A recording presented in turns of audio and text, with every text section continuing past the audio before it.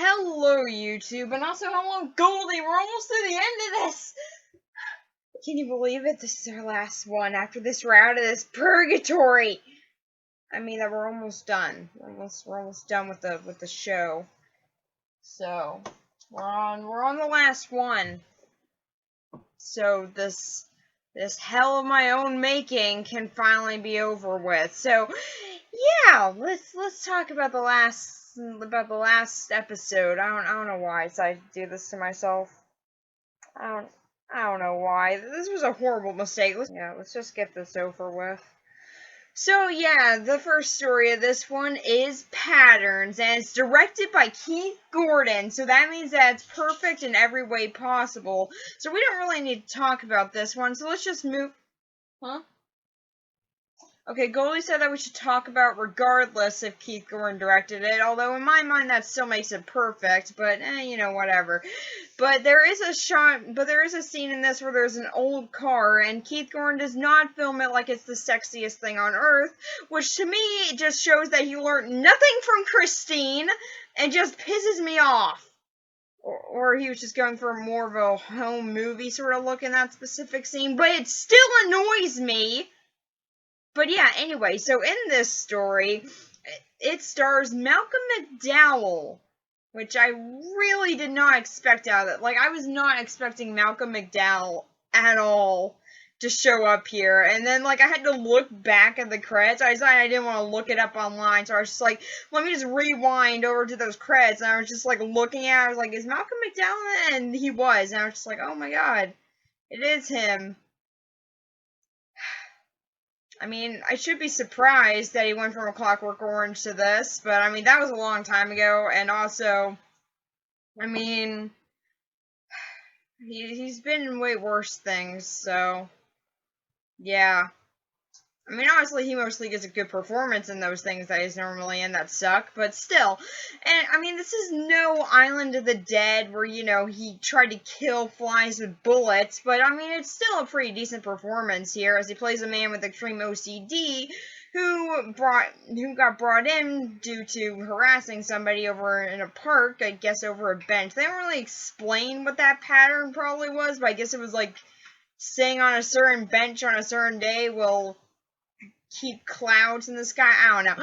So yeah, pretty much his thing is that he thinks that if he doesn't do little patterns like that or something every so often, or well, pretty much is taking up most of his life now doing them, but he thinks that if he doesn't do that, the entire world will fall apart.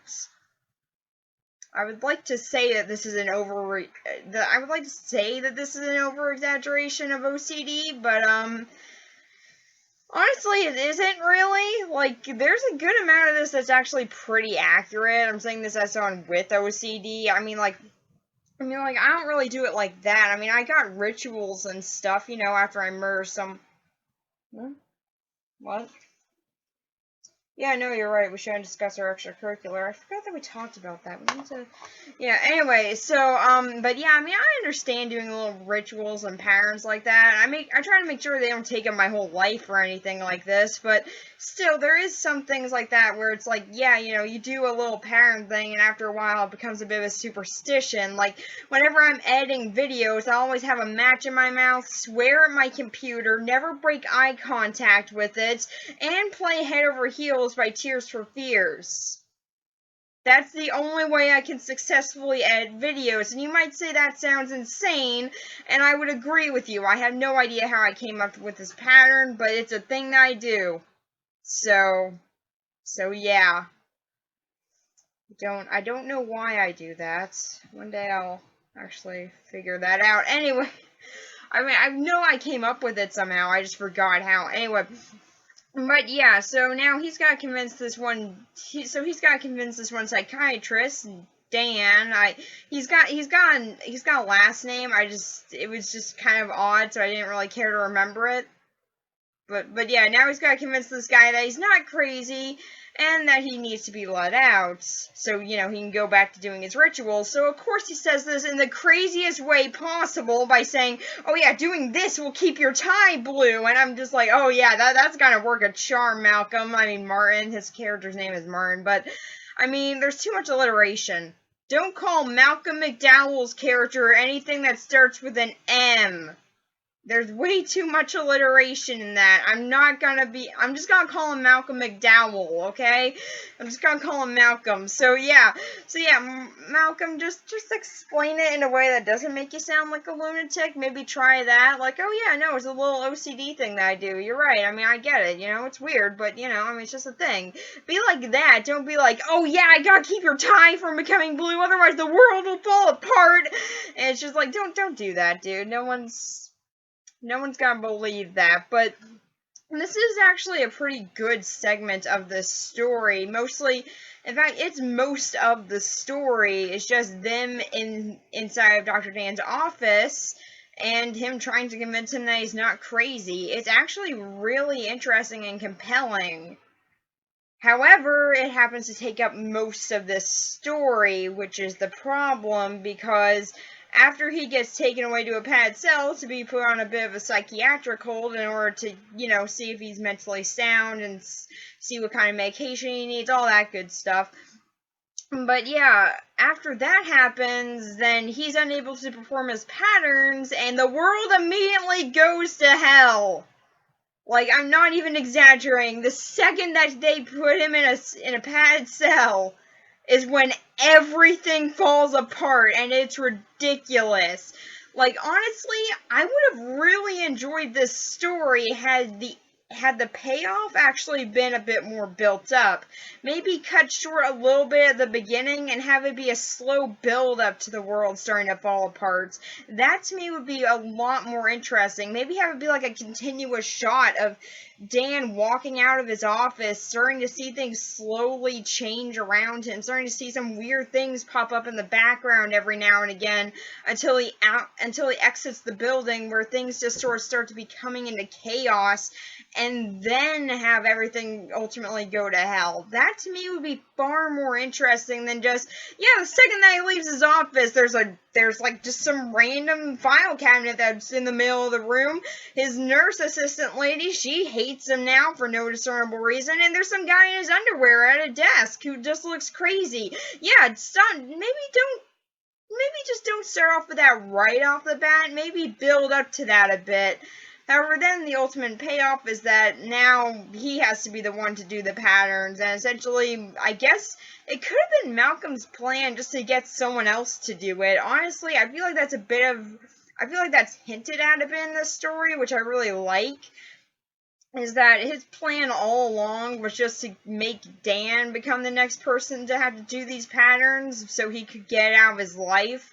It's a bit implied, especially at the ending, and I really like that intent to it. It adds another layer to this story that I really like. However, I don't know, I like to see Martin, or Malcolm, whatever I want to call him right now, I like to see him more as just a good guy throughout most of this story. In fact, most of this story doesn't really feel like a horror story. It mostly just sort of feels like a man dealing with his OCD and his own personal problems with that. And then some weird stuff going on at the very end with, honestly, a decent last few minutes, and then a 1 sentence of a closer. Seriously, that's all the host does in this one. He's like 1 sentence. He's like, does it take a madman to know the mind of God? And then that's it. And then you're just like, oh, okay.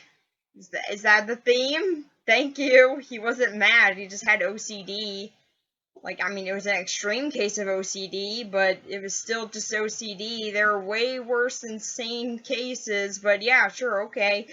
But yeah, this actually is a pretty decent story, but like I said, the intro to this story goes on for way too long.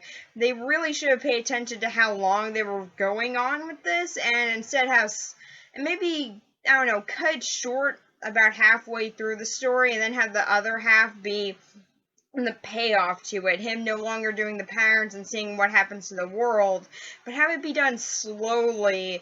Because to me, if it's not done like that, then, I mean, it just seems really obvious and on the nose about what's going on, and I prefer a more subtle way of looking at this. Maybe have there be some, I don't know, maybe have them actually not have the world going to hell. Maybe it's just Dan starts noticing little patterns too, and then over time he starts becoming just like Martin and lets him out, and then he lets him know that the thing's passed on to him. To me, that's a bit more interesting. Have it maybe not be a deal that Martin apparently has with God or something, but in order to keep the world together, but have it instead just maybe be a sign of extreme OCD. To me, be a bit more interesting, just have it be ambiguous, but still, overall, this is actually a pretty decent story, and I did enjoy most of it, in particular the parts in the office. I think that's why they spent most of the time there, is because those bits are actually really good, and I really enjoyed those parts, but still, to me, the payoff could have been just as good if they had just cut it back a little bit more, or if honestly this whole story was just the whole episode. I still think that most of these stories would be a whole lot better if they took up the whole length of the episode, but still, I mean, it's a very enjoyable story, and honestly, I had a lot of fun with this one. The ending might not be that good, but it's kind of fun in a so bad it's good kind of way, because they are really unsubtle about what's happening. Like, there's a bit where, like, a firefighter comes out with, like, a flamethrower, and he just sets a car on fire, and you're just like, oh, okay. That's just what happens to the world. If you didn't do, I don't know, that, then firefighters become arsonists with homicidal tendencies. That's just what happens when you don't do a pattern. I don't know, but yeah, like I said, it gets very over the top, like the second that he gets put up in a padded cell, but for the most part, it's still actually a pretty solid story, and save for the bit where the world immediately falls apart, I actually really enjoyed it, so, and even that bit I do enjoy in a so campy sort of way, but still, it's a very solid story, and I honestly really enjoyed it, so yeah, that's pretty much it for this one, and the next one is Voices. I don't know why I sound so excited about that. This isn't that great of a story. But yeah, anyway, so this one is about Sandra, a deaf woman who's pretty much tried everything in order to get her hearing back, and none of it's really worked. And she's actually played by a deaf actress, which I think is really cool. Or at least I think that she is. I don't know. I spent like a few minutes looking into it, so I don't really know for sure. I didn't do that much fact checking, but I'm pretty sure that she is, which I think is really cool. I mean, deaf actresses, and like for like A Quiet Place and this, they can do a really good job if given the chance. And I'm really glad there are things out there that are actually, giving them that opportunity to really shine, and I think they really deserve it because they can do a really good job. I mean, not everything has to be through vocal work. A lot of acting and emotion does just come from generally emoting, and to me, I think that a lot of deaf actresses and stuff, they can really pull it off really well, and that's definitely the case here. Is she does a really good job with this character, and I really actually found this character to be extremely likable and probably the best part of the story. The rest, however, isn't that great. So yeah, the concept for the story is actually pretty good, but the actual execution is a bit stale, so let's get into why. So yeah, she's pretty much tried everything in order to get her hearing back, and none of it's worked. So now she just sort of goes back to doing her job, which is drawing courtrooms. She's a courtroom artist. I don't know why, but that's just kind of a weird occupation to me. I don't know. I mean, I just always, I don't know, I've never really thought about that as like a real profession that someone has. I just sort of thought of it like, oh, they get an actual artist, like, one who does more than just courtrooms to do it. I don't know. Is that like a thing? Do people just like hire out actual artists in order to do it, or are there just specifically people who just draw courtrooms and courtroom cases? Is that just like a thing? I don't know why. I just never thought about that as being an actual profession, and now I have so many more questions about it. But yeah, anyway. So, yeah, she goes back to her job as a courtroom artist, which is apparently a thing, and one day during court, she starts to hear the thoughts of who she thinks is the killer, and, I mean, I say who she thinks, it's very unsubtle. He's just like, I gotta wash the blood off of this hand. He's just like, he's not very subtle at all. Like, it's pretty obvious that this guy was the killer. But, yeah, so she starts hearing that over someone who's actually the defendant. So, yeah, someone's framing this guy who's honestly not that good of a guy. I mean, he's still involved in, like, gang violence and stuff. This isn't a good guy that she's like, oh, I gotta clear his name. She's just like, I mean, if it comes up, I guess I could try. But, I mean, she's still a good person. She actually wants to figure out the truth. Again, another reason why I think that she's a really likable character. She spends most of the story just trying to help out a guy who isn't really that good and trying to find out the actual reason as to why she can hear this guy's thoughts and what actually drove him to do this. She's not a bad person, and when she does actually find out why, she instead tries to console him and try and make him feel better about it and help him move on from that experience. It's actually really nice, and like I said, she's a very likable protagonist, and I really enjoy following her. Again, if the story was better. So, yeah, then she immediately finds out who's the guy who killed him. It turns out that his name is Malone, and he's also a cop. So, yeah, she decides to contact her doctor about it, because, who doesn't contact their because, who doesn't contact their doctor after they've been hearing the thoughts of a killer? It's just something that you do, right? Right? I'm not the only one that does that? Okay, I know that Sandra does it. Don't judge me! Alright, so yeah, anyway. So yeah, she contacts her doctor, and her doctor's just like, do you need some help? I mean, I know a really good psychiatrist, and she's like, yeah, okay, never mind. You were of no help to me. So yeah, she gets back to trying to crack the case. And by crack the case, I mean she writes it down on her notes, on her little drawings. She writes down like what she's hearing him say on her drawings, and then he finds them. She drops them, and he figures it out.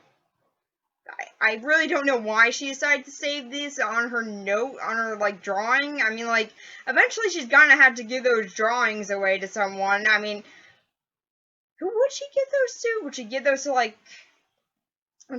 like, a DA or something? Or, like, the press?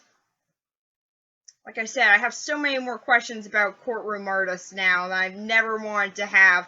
Anyway, so yeah, she's got to give them to someone at some point, so I guess she's just gonna have to erase that. But she also drew it a bit over the drawing. I'm thinking more about how her art skills are gonna pay for this. But yeah, anyway.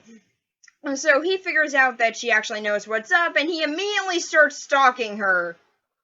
As you do. And so she decides to look into the story a bit more by actually looking it up and finding out about bus. And she heard one of his thoughts be that there's money in a bus, so she decides to go check it out and does find money.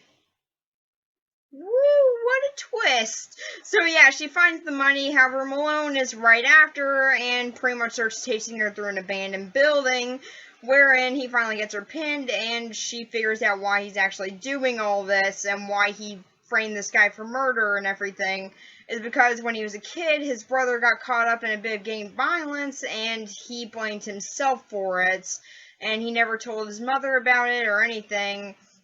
Well, I mean, of course his mother found out about it, obviously, her son died, but, like, she didn't, but pretty much, like, he told his brother to but pretty much he was egging on his brother a little bit, and he walked a certain direction where the bullets hit, so he blamed himself forever. I feel like this guy should have just gotten therapy at some point, but, apparently not. Apparently he was like, I'm too tough for therapy.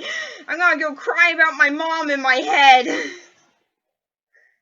That's just what you do, as opposed to therapy. That's the more mature way to deal with this. So yeah, she decides to console him, and pretty much she thinks that a big reason as to why she was hearing his thoughts is because he really wanted to be heard and have someone actually understand what he was going through, and she always wanted to hear someone. It's actually kind of a sweet reason. So he gets taken away, now at peace with what he's done and what happened in the past, and Sandra leaves. She walks away. Honestly, this whole story just felt like a lesser Dead Zone episode. just with a voice thing as opposed to like a vision thing. Now that's really what it felt like. Like the last shot of this, I was just like, and then she goes off to have more Dead Zone-esque adventures and crime solving. And I'm just like, yeah, that's honestly probably what happened. This was not that. And then I was just like, yeah, no, this actually was a lot like the Dead Zone, actually, just like a lesser story from that show. So like anything after the second season. So yeah, honestly, this story is okay. Like I said, Sandra is a very likable main character. She doesn't say much, but you can really get a lot of her emotion, again, through most of her performance, and it really is effective. And honestly, I really like the bits where, like, everything sort of goes silent. I really like that touch.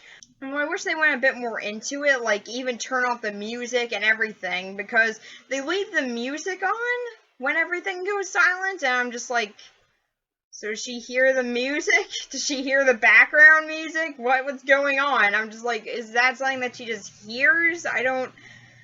Okay, but yeah, still, I really do like those sort of bits, and honestly, I wish that most of this story was just silence. I would have really liked that, like, just save for Malone's thoughts, or like what Sandra says. I would really like for those to be the only things that we hear. It would be so much more impactful if the first time that we hear something that Malone says is the very first time that we hear anything. I would have really liked that. I mean, it's not like they can't do that. They can use subtitles and stuff for, like, the sign language or what people are saying around her.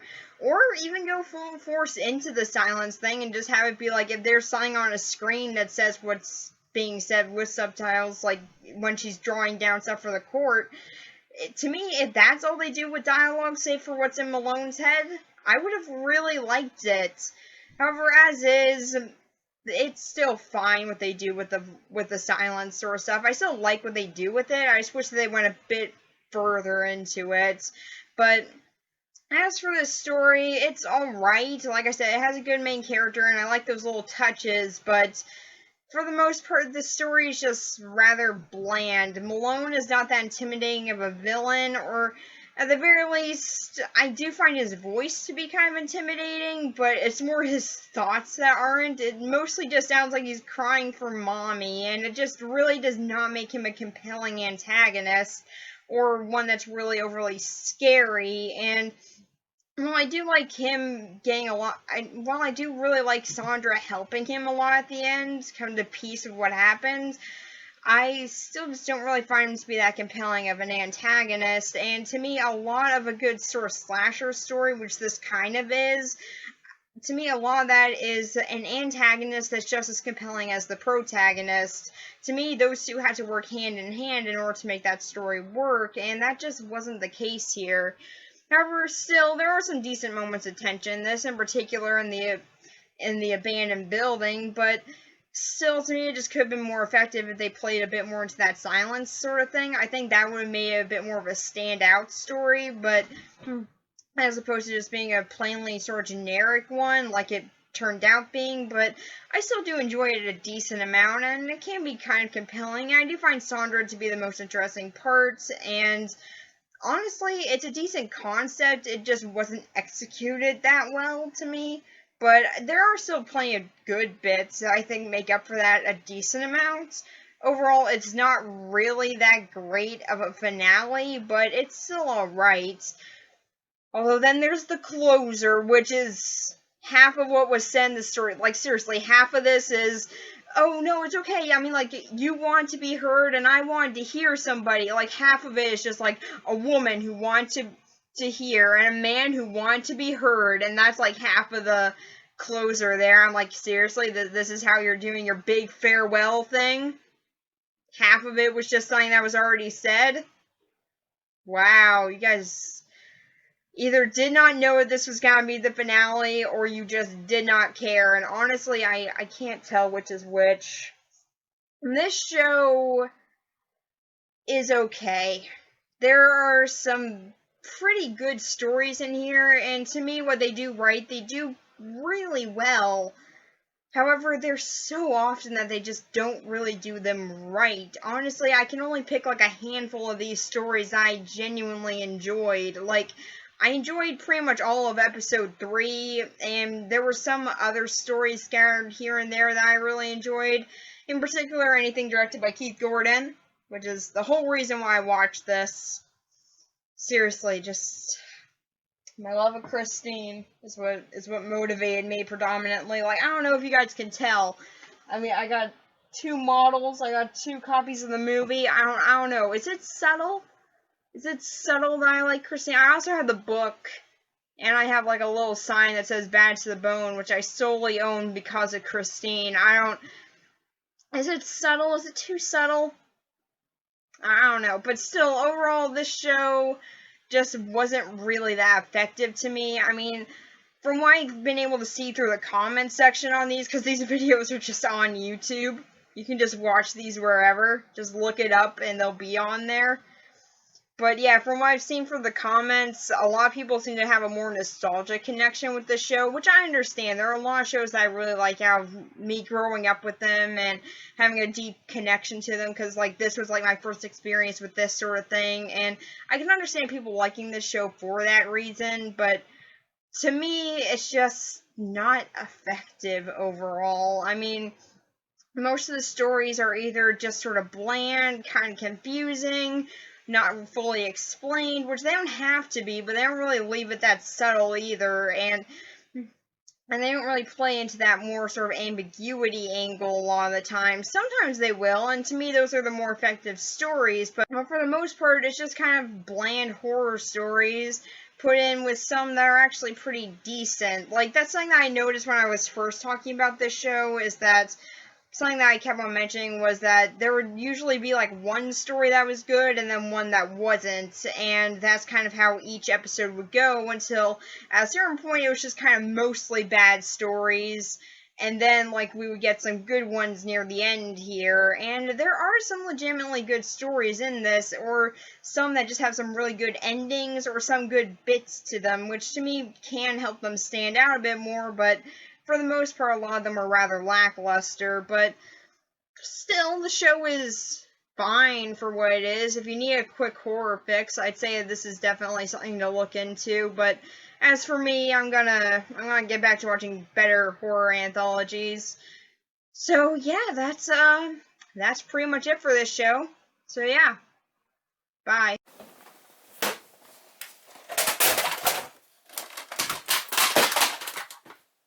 There we go, it's like I was never even here.